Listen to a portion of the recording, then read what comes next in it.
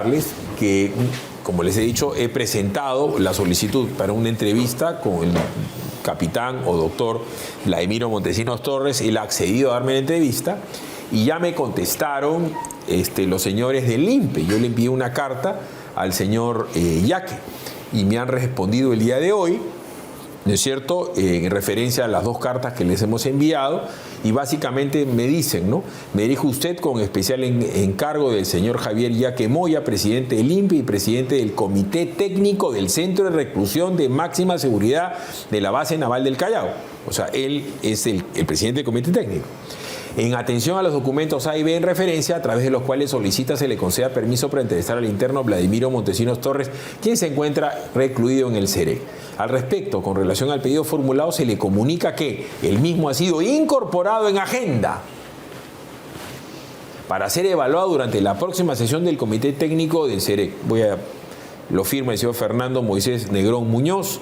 Ahora estuvo por mi oficina, 1000 disculpas, lo hice esperar al muchacho que me llevaba el cargo porque hubo una descoordinación, 1000 disculpas, a mí no me gusta hacer esperar a nadie, pero el hecho es que me dicen que lo van a evaluar. Wilber Medina, buenas noches. Víctor Andrés, buenas noches. Buenas noches, ¿qué tal? A ver, en la historia del Perú han habido gentes poderosas, ¿no? Evidentemente los presidentes siempre son los poderosos, pero ¿quién es comparable con Vladimiro Montesinos en la historia del Perú? Yo creo que es un caso único, pero quizás Esparza Sañartu.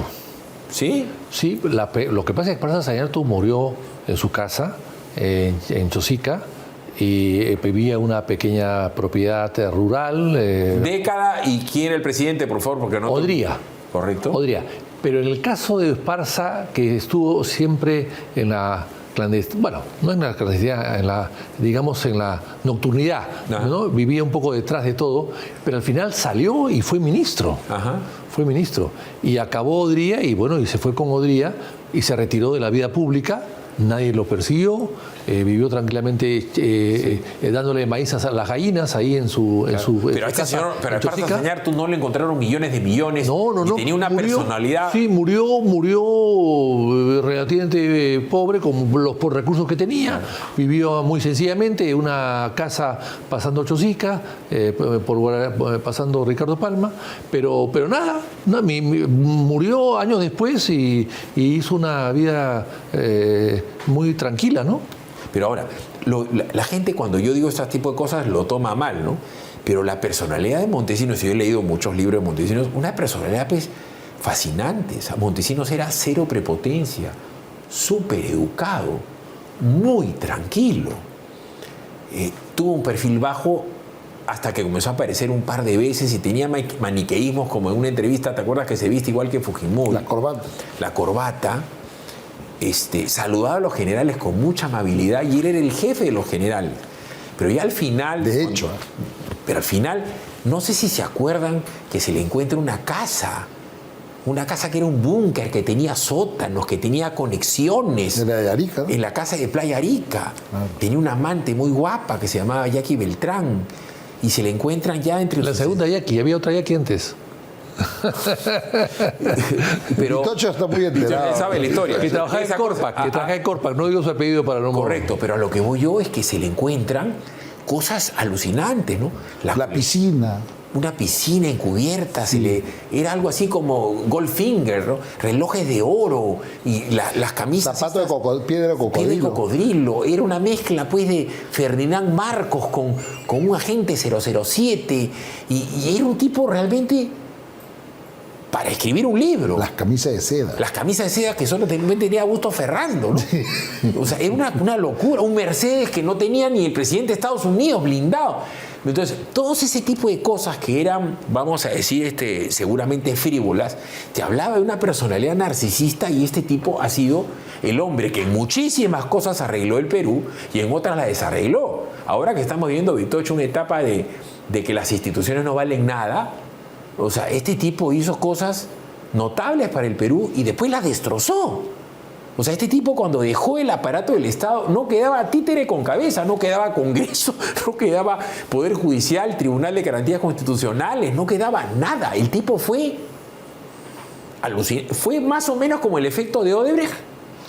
Bueno, sin manejo de empresa, digamos, con manejo policial, ¿no? Pero fue eso sí era una organización criminal, ¿no? Ahora, una de las preguntas que debes estar preparando es ¿por qué no trabajó, él debe saber, Fujimori con Odebrecht? Creo que los votaron porque sobrevaluaron la propuesta económica en Chavimochi del 93 y a partir de ahí desapareció. Una cosa bien extraña que Pero ella trabajaba con Alte, o sea, sí, pero Montesinos, a partir de Montesinos, Chavimochi 93 ya el tema es que en la campaña del 90 a Fujimori lo encontraron un desbalance patrimonial o que le faltaba algún problema en su declaración de impuestos, ¿no?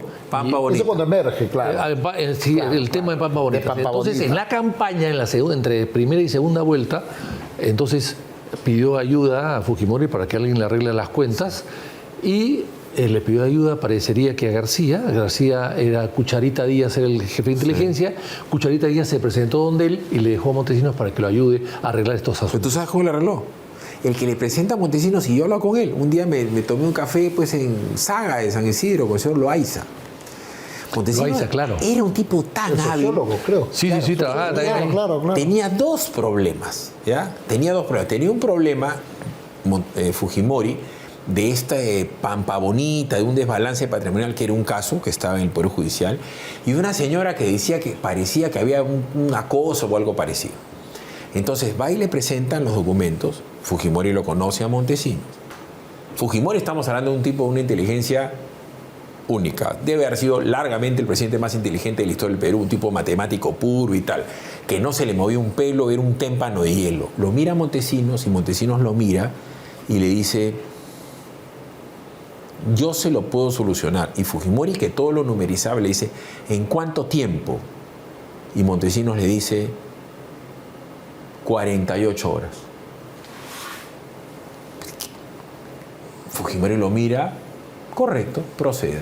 ¿Sabes cuál fue la solución? Tú tienes una idea, tú que eres abogado, ¿sabes cuál fue la solución? Se fue al Poder Judicial y se tiró los expedientes de cuajo, todo el cuadro así, ¡paraj! Entonces, a la hora que fueron, no encontraron nada. Y fue y se lo dio a Fujimori. Y con ese acto, que era evidentemente delincuencial, se lo ganó Fujimori. Fujimori dijo: este es el que yo quiero. O sea, este tipo tiene que ir para ahí, tumba la puerta y llega. Y así fue en todas las ocasiones en que le fue útil a Fujimori. Y recordemos que termina a empellones con Fujimori, y Fujimori lo correteaba, y el velero Carisma. Pero era un tipo tan importante que Madeleine Albright, que era la secretaria de Estado de Estados Unidos, le estaba buscando asilo político en Panamá. Y estuvo a 2 días de dárselo a... O sea, a 2 días, Violeta Chamorro era la presidenta de Panamá, a Montesinos le dan el asilo político y nunca hubiera ido preso. Así. Ojo, en ese estrés de que te busco en los cóndores, que le dan los 15 millones de la indemnización, que no llegaron a la mano de Montesinos. Hay una historia ahí que nos va a contar yo Montesinos. Bueno, pero yo lo quiero decirte la respuesta que ha presentado el día de hoy. Ahí abajo el señor ya que pone que están haciendo el proceso. Correcto. Mañana le vamos a ingresar una solicitud de acceso a la información para que nos diga cuál fue el trámite que le dieron a Cuarto Poder, solicitó con Kuromoto. Correcto. Entonces, que nos diga cuál es el trámite, yo cumplo con lo que tengo que cuánto se cumplir. demoró, y ahí vamos a saber si hay igualdad de trato. Ajá. Si a Cuarto Poder, para darle la entrevista con este preso, cuánto se demoraron, y para ver si a nosotros nos dan dando el mismo trato. Una cortita, Vitocho, antes que hablemos de esto de las rutas nuevas de Lima. Nunca chocó con Belaúnde, ¿no? No. Sí, es una pregunta interesante. No. Nunca se metió con Belaúnde. Bueno, él estaba ya de baja cuando... no, él salió de baja después. No, claro. Pero sí, no. Fujimori le tenía respeto a Belaúnde. Sí, yo creo que no se sí. metía con Belaúnde. Sí, yo creo que sí. Bueno, Fujimori invitó a Belaúnde a comer a Palacio de Gobierno cuando era presidente, recién poco tiempo elegido. A través de Hurtado Miller consiguieron que Belaúnde fuera. Y Belaúnde fue y se extrañó mucho que los lleven a un comedor chino que había en Palacio, que nadie comía ahí. ¿Seguro? Un comedor, pues, pero era el más feo comedor que había en Palacio, ahí lo llevó a ir a comer.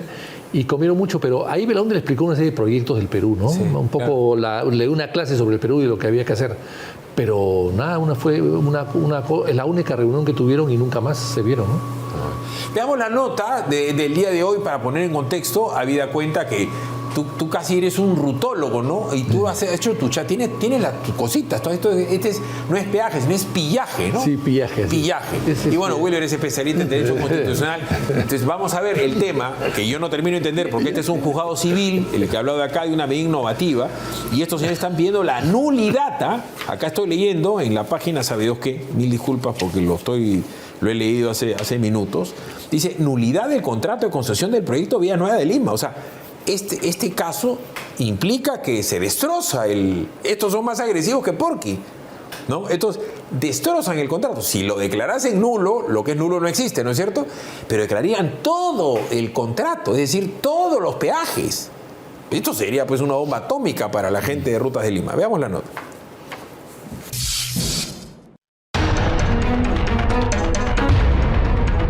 Suspensión del cobro de peajes, amigo. Buenas tardes. Está bien, caramba, si no estamos mal, porque mucho, pero el perjudicado somos nosotros. Y no es bueno para el pueblo. Mira, yo como camino. Tengo que caminar, ahorita me entro para acá, entro para allá. Imagínate. Carro tengo, pero para pagar peajes para vuelta ya no hay peaje. Para alivio de los conductores que hacen ruta en Lima Norte, el Poder Judicial ordenó la suspensión del cobro de peajes en el distrito de Puente Piedra. En realidad es una injusticia, ¿no? O sea, tanto recauda esa empresa y no hay ninguna obra que haya hecho, tal como dijo el alcalde de Lima. Tiene millones y no hay ninguna obra de infraestructura que en todo ese tiempo haya hecho absolutamente nada por el pueblo y tiene toda la razón de haberlo suspendido. Es un abuso, ya totalmente ya estamos, nos perjudica también, por eso ya mejor que se acabe y más tranquilo para trabajar, si no nos perjudicamos todos. Se ordena, se abstenga de cobrar peajes en las garitas o unidades del peaje Chillón ubicadas en la carretera Panamericana Norte administradas por la emplazada Rutas de Lima SAC. Ha sido la Corte Superior de Justicia de Lima la que aceptó una medida cautelar que había presentado en junio del año pasado la Asociación Casa Huerta Puente Piedra. La orden es clara y se lee desde el primer punto de la resolución. Suspéndase provisionalmente los efectos de las cláusulas que definen el concepto peaje y las relativas al peaje y la tarifa del contrato de concesión del proyecto Vías Nuevas de Lima, celebrado entre la Municipalidad Metropolitana y Rutas de Lima. Fue en 2013 durante la gestión de Susana Villarán que se firmó el contrato que habilitaba a Rutas de Lima a colocar nuevas garitas a la altura del río Chillón en Puente Piedra. Con ese mismo contrato que hoy sabemos nació corrupto, se entregó la concesión del peaje por 30 años. Siempre. La instalación de la garita ocurrió 3 años después de la firma del fraudulento contrato. En diciembre del 2016, a vísperas del Año Nuevo, se empezó a cobrar con una tarifa inicial de 5 soles para vehículos particulares y 4 soles 50 por eje en vehículos pesados. No pasaron muchos días para que el pueblo muestre su inconformidad con el nuevo peaje que prácticamente les obligaba a pagar por ingresar a sus viviendas.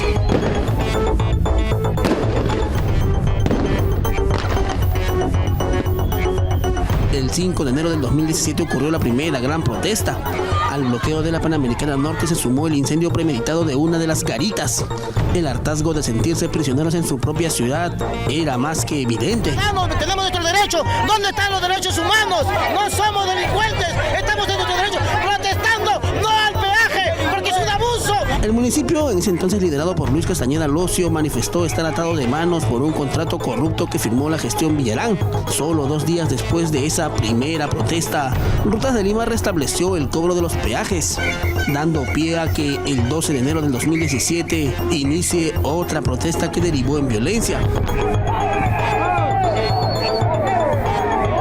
Estas manifestaciones tuvieron un mejor resultado, pues Rutas de Lima retiró sus garitas y justo para el aniversario de Lima, el alcalde anunció lo esperado. El peaje Chillón no va. Y idas y vueltas, el embrollo de los peajes del río Chillón han acabado así, con un grupo de casetas cobrando hasta hoy en dirección de norte a sur, es decir, solo para los que entran a la capital. 7 años después, es este peaje el que el Poder Judicial acaba de suspender tras el reclamo de una asociación de ciudadanos hartos con un cobro diario que a ellos y a muchos más les parece parido de un acto de corrupción. Y para acabar, seguiremos atentos a este caso y al actuar del juez Juan Gustavo Varillas, que ha fallado por ahora a favor de la ciudadanía. Esperemos que el próximo fallo no sea en camino contrario.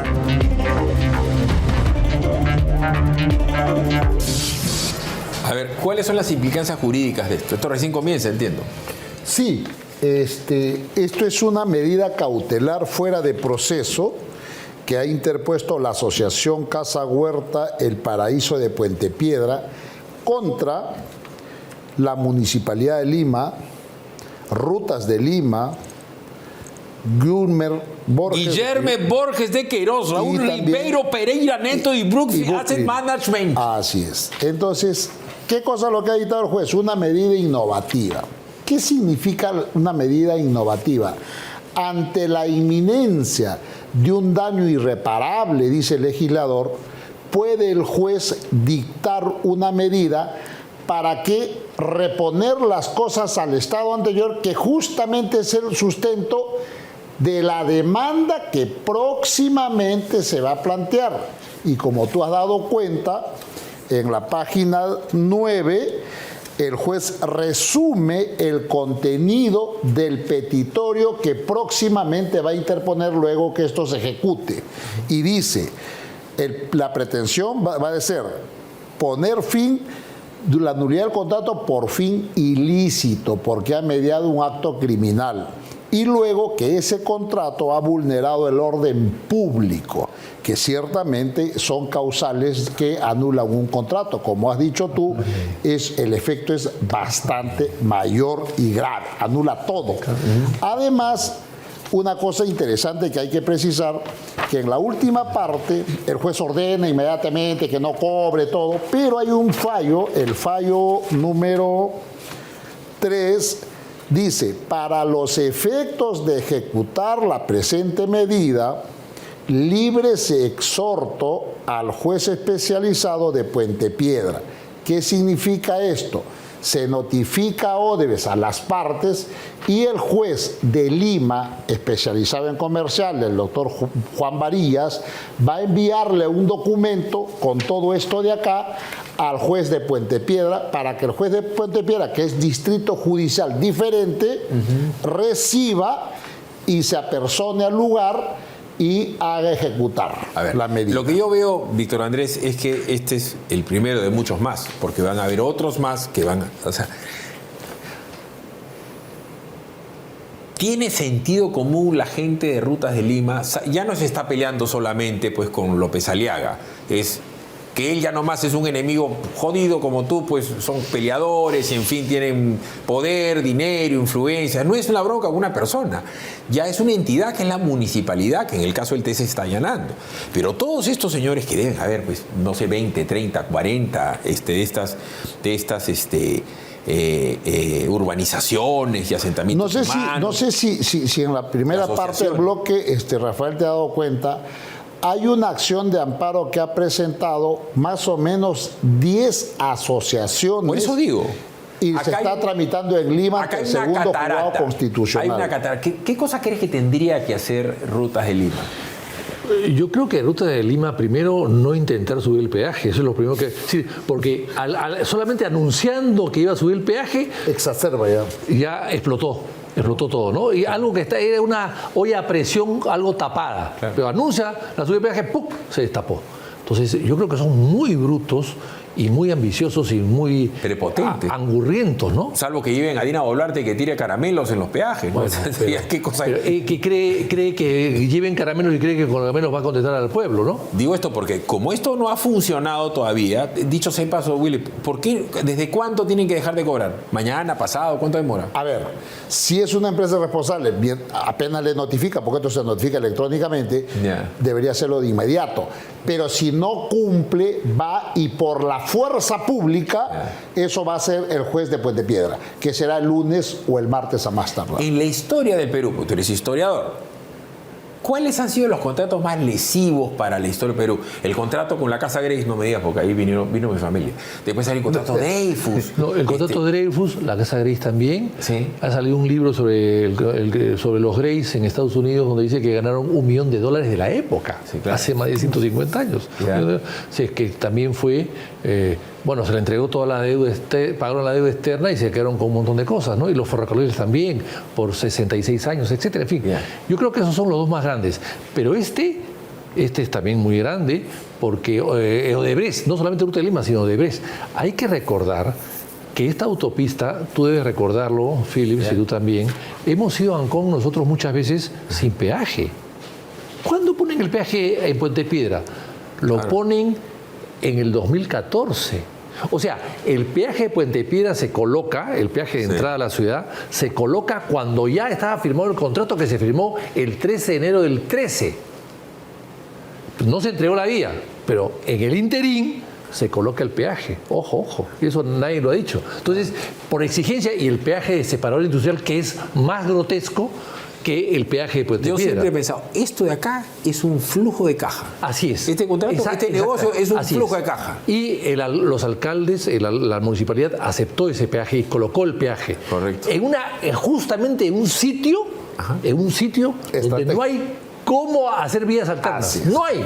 Correcto. Y hay que recordar que el peaje del sur también fue adelantado. Estaba en Bujama, lo adelantaron a Chilca para cobrar más. Cuando tú haces esos cambios es para cobrar más. O sea, esta vía ha sido hecha por los gobiernos anteriores de Belaúnde, de Odría, del gobierno militar, y entregada a Odebrecht para que la mantenga. Odebrecht no ha construido nada. Correcto. Entonces, yo tengo una pregunta. ¿Puedo hacerte una pregunta, Philips? ¿Cómo no? Dame tu canal de televisión y yo te ofrezco 4% pagarte al año de los ingresos. ¿Aceptarías? Loco. Bueno, eso es lo que han hecho. Claro. O sea, yo te doy, dame tu casa, dame tu carro, dame tu fábrica, dame tu bodega, yo la administro y te doy 4% de mis ingresos anuales. Agrego a eso, y que tú te vas a encargar de pagar el aire acondicionado, la luz, todo. Así está hecho el contrato. Y los daños que puedan producir cualquier cosa. Absolutamente. Y Odebrecht le dice todavía, la capa asfáltica es más, por favor ponme acá, cámbiame de piso. O sea, Y te va a pagar 4%. hay que recordar que Ruta de Lima es una iniciativa privada. O sea, no se le ocurrió al alcalde. A Odebrecht se le ocurrió. Le toca la puerta. Y fue, le toca la puerta y dice, te ofrezco esto, compadre. Vamos a hacer nosotros. Yo voy a plantear una iniciativa privada para los amigos de Pocho Ferrero. Pongan una plata para que se compre ropa, dicho sea de paso. Perennial. Bueno, tú tienes 2 paretabas, tú tienes 3 paretabas porque tienes 2 paretabas. Ustedes deberían parar con Pocho Ferrero. Todavía me critica la ropa, hermano. Bueno, pero vale más que todo el patrimonio de Pocho Ferrero. Pero la ropa usada y con hueco está de moda. No vas a saber. Pocho Ferrero todavía compra ropa ahí en la clínica americana. Además, esa casaca que tiene en Vitocho es una casaca de una fábrica que se llama Members Only, que quebró en el año 84. Saca tu línea. Por eso te ves bien con Porky. Pues, hermano, no tiene plata y Porky es trapecista. Porky se agarra, no gasta. Pero ¿cómo es posible que un negocio... Fíjate, la vía de evitamiento, el peaje original lo tenía el Ministerio de Transportes. Pero García en su primer gobierno, para darle rentabilidad a la municipalidad, le cedió la obra. Y luego vienen los alcaldes y le ceden la obra a Odebrecht. Yo lo tomo a la broma porque yo veo que coleguitas que nunca en su vida, yo sí hago negocios, yo sí tengo empresas, nunca se me ocurriría ponerme a discutir de negocios o de estructuración de una deuda o de un flujo o de un fideicomiso con Porky. Es como discutirte de historia a ti o hablar de derecho constitucional con el señor. Si eso se dedica hace 30 años. O sea, qué barbaridad. Vamos a ir a la pausa. También su papá estuvo preso por choro y ya me estoy buscando el expediente. Pero el papá de Morey es cosa seria. Pero espérate, hermano. Pero nunca te peleaban. Un marino de Iquitos. Perdón, no se peleen con Philly Quack. Mala idea. Estoy haciendo arqueología. Ni con Porky. ¿Ah? Ni con Porky. Con Porky sí, porque tiene un gran problema. Como es así religioso, tiene ese defecto horroroso que tiene la gente. perdona. A mí me consta. Y un día tuve un enemigo de Porky, yo lo tenía del cuello, así del cuello, yo tenía que hacer así, ¡crack! Y moría. Y Porky le soltó la mano. Perdona, grave error. No se perdona. La venganza siempre es buena, no mata el alma, no envenena. Fili, pero para terminar, me gustaría solamente hacer un comentario sobre el tema de rutas de Lima y que ellos se agarran con uña y diente de solo un artículo de la Constitución, que es el artículo 62, que habla de la libertad de contratación. Pero ellos leen mal o tienen problema de control lectora, porque la primera línea dice: libertad de contratar garantiza que las partes puedan pactar válidamente. Sí. Por lo tanto, si has pactado inválidamente o ilícitamente, no te garantiza, no estás dentro de la protección que establece el 62. Y además, una cosa adicional, Filipe, dice: los conflictos derivados de su relación contractual ¿entre quién? Entre las partes, rutas con la municipalidad, se resuelve, solo puede solucionar a vía arbitral o judicial. Pero cuando son terceros, como los ciudadanos que no han firmado el contrato, tienen el legítimo derecho de recurrir a la justicia constitucional, porque los derechos fundamentales y las libertades están por encima de las libertades económicas. Mira, el doctor Fernando Vidal, de lo poco que yo aprendí en la universidad, acto jurídico 141... 140, nulidad de acto jurídico, ¿no? 4 requisitos. No tiene fin lícito. Fin lícito. Si no tiene, yo no puedo contratar con Vitocho, matarte, pues. Así es. Yo no puedo contratar con Vitocho, robar, estafar, coartar la libertad de tránsito. Si no tiene fin lícito, para colmo con coima todavía. Pero en fin. Y otra cosa, con esto es importante, y Vitocho, una opinión, por ejemplo, no, mira, escúchame, ¿qué dice? Hay que respetar esto porque el prestigio del Perú a nivel internacional puede menoscabarse. Al contrario, se va a elevar, porque van a decir que en el Perú se sanciona a las empresas corruptas. Mira, porque en el Perú se ofrece seguridad jurídica porque sancionan a los corruptos. Por lo tanto, vendrán solo empresarios buenos. Corruptos. Vendrán empresarios corruptos. Si es que no se soluciona, no se corrige, vendrán empresarios corruptos. Así es. Pero si se soluciona, empresarios... O sea, este contrato le hace daño al capitalismo. Es el que Escúchame, no entiende. Un día Vitocho comentó libre. que había estado en una reunión con unos empresarios de construcción españolas que hablaban de la desgracia que era venir a contratar acá al Perú. Y yo no voy a decir el nombre, porque mi esposa es arequipeña, y una arequipeña casada con un español, español de Bilbao, que trabaja para una familia multimillonaria española que son del Opus Dei. Y estos tipos son constructores y tienen una obra acá. Y yo le pregunté lo que me dijo Vitocho. Y me dijo que él nunca había visto en el mundo, es un tipo que ha sido presidente de esta misma empresa en México y en Australia, en los niveles de corrupción que hizo Odebrecht acá en el Perú, me dijo, nunca vistos en el mundo. Llegaba un momento en que tú te chocabas con una pared, que era prácticamente imposible contratar en el Perú, porque el sistema era, si no era Odebrecht, te ponían de socio de Odebrecht y te obligaban a consorciarte con Odebrecht. Hacían los términos de referencia. Era una barbaridad lo que había pasado. Entonces no me vengan a mí que va a atentar contra la libertad de contratar y con la libertad de invertir en un país donde tú sabes que tienes que ir a coimear al presidente, pues. Es todo lo contrario. Y además, ¿sabes qué? En los laudos arbitrales ya hay una árbitro, la señora Elvira Martínez Coco, ha dicho que el contrato de concesión tiene evidencias objetivas de actos criminales. ¿Y por qué ganaron ellos? Porque de los 3, 2 dijeron, sí es verdad, puede haber, pero todavía no hay sentencia. ¿Qué tal cuajo? O sea, al ritualismo, a la línea bien escrita. ¿Me entiendes? A ver, avancemos. El día de hoy en el Congreso hubo algo así como un homenaje a la Constitución. No tiene por qué, ¿no? A la promulgación de la Constitución del año 93. Llegó Keiko, bombos, platillos, habló Miki Torres. Evidentemente Miki Torres tiene la memoria de su padre como cualquiera, pues como un gran referente para él. Pero a mí me pareció absolutamente innecesario, pero lo vi dando discursos y tal. ¿Cómo lo has leído toda esta cuestión del...? Bueno, es una propaganda fujimorista nada más, ¿no? A mí no me parece que la Constitución, bueno, tiene 30 años de vigencia, en buena hora que así sea, pero yo creo que la Constitución no era necesaria. Hay que recordar que esa Constitución fue hecha para salvar un golpe, exigido por el sistema interamericano.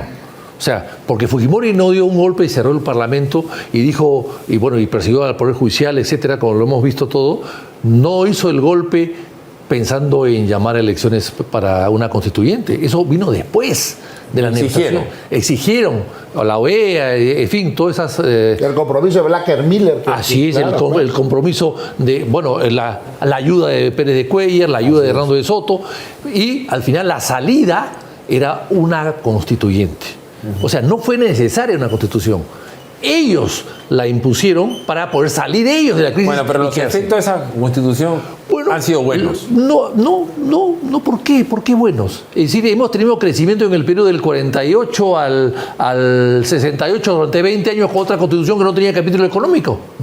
Más 20 años de crecimiento de 5.5% anuales. Acá hemos tenido un crecimiento de 10 años nada más.